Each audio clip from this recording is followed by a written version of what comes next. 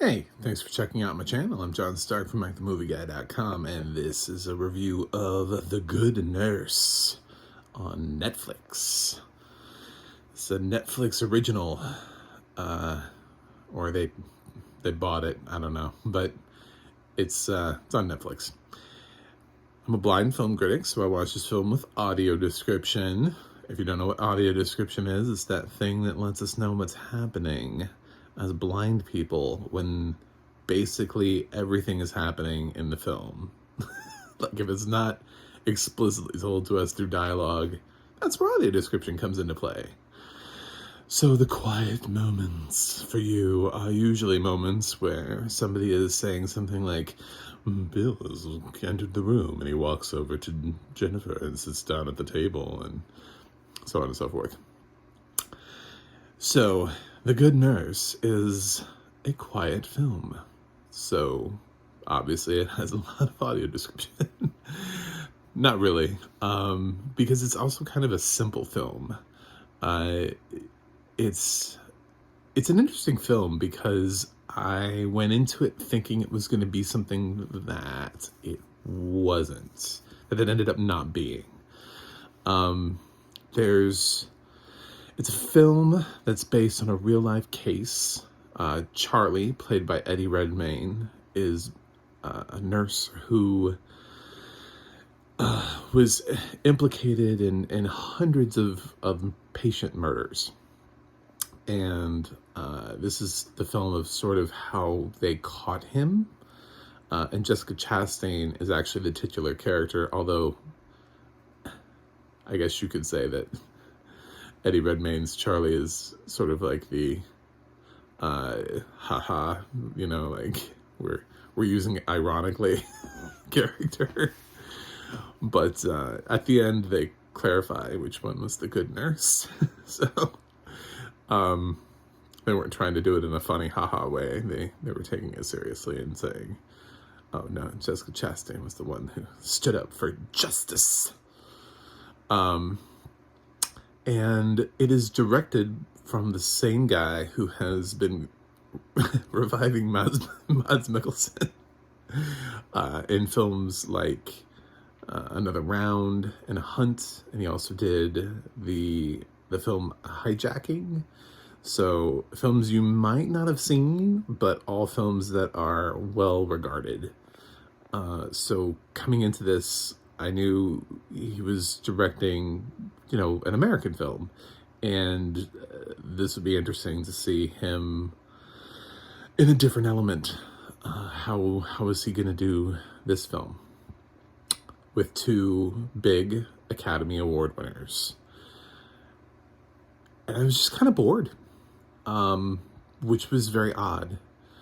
I have seen the Dr. Death limited series on Peacock with Joshua Jackson, Alec Baldwin, and Christian Slater. That one will give you nightmares. I mean, that is well directed in terms of Joshua Jackson's performance. Is scary.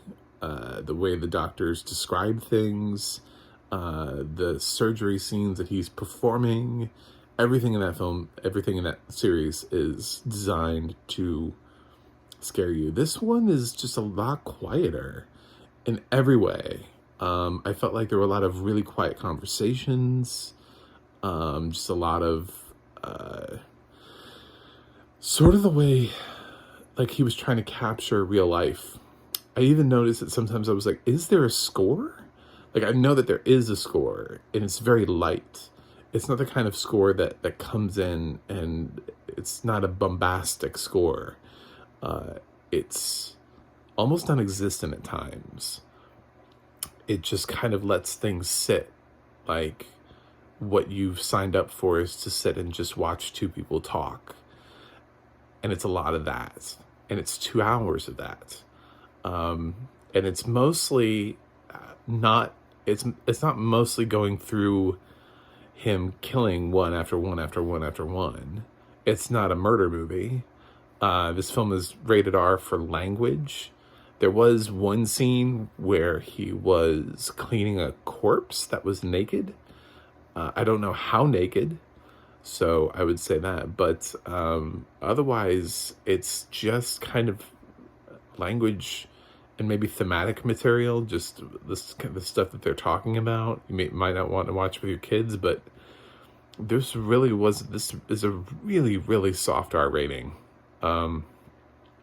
This is one of those films where I hate seeing films that are overly violent, and we have the MPAA has its priorities all over the place. It's like they'll push right up to the line in terms of violence, and then we wonder why the world is the way that it is. But my God, if we have one too many F-bombs in a film, R rating, it's a lot. So this film should be PG-13. There's really no reason for this R rating. It's a nice performance from Eddie Redmayne and Jessica Chastain. However, with both of them, I mean, I can think of easily other performances that I liked them better in, that I thought they were more dynamic, that gave them more range. These are both very quiet performances, and the film just kind of just stays in this quiet thing, which can be good. There are some scenes in here where that quiet calm, or that quiet sort of, there's a scene like where Jessica Chastain is having to compose herself and get through something, and the audio description just describes sort of the tears welling up in her eyes, but she's having to she's like doing that, like, don't cry, don't cry, don't cry, you're almost there, breathe, get through this, type of thing. You could tell it's one of those. And it takes a really good actor also to be able to do those quiet moments. So it's not like that. I'm not trying to throw this performance out the window and say these are bad performances. These are nice performances. The film is okay. It just kind of feels like it doesn't really rise and fall. It just kind of stays on the same level, almost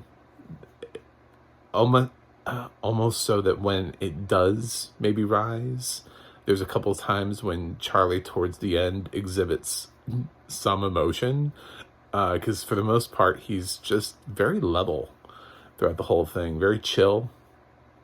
Jessica Chastain's Amy is a nurse that finds out that she desperately needs a heart transplant, and she's trying to keep that under wraps because she's just shy of a year, and at a year is where she actually gets her health insurance from her employer. And Charlie is the one, because at first she doesn't know anything about him, and he just seems nice, and he's willing to help, and they become friends, and he's helping her daughter run lines for the school play and all that kind of stuff. And she's, he just wants to help her with that, and everything seems fine. And then she sort of finds out the other stuff. The problem with the film, and the problem with the direction that it took, is that I ended up not feeling so angry at Charlie. I ended up, it's such a weird thing because he killed like 300 people.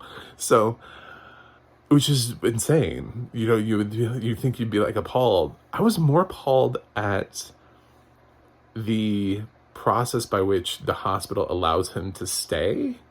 Like the continued system that he's worked at so many hospitals before, and this is his umpteenth hospital.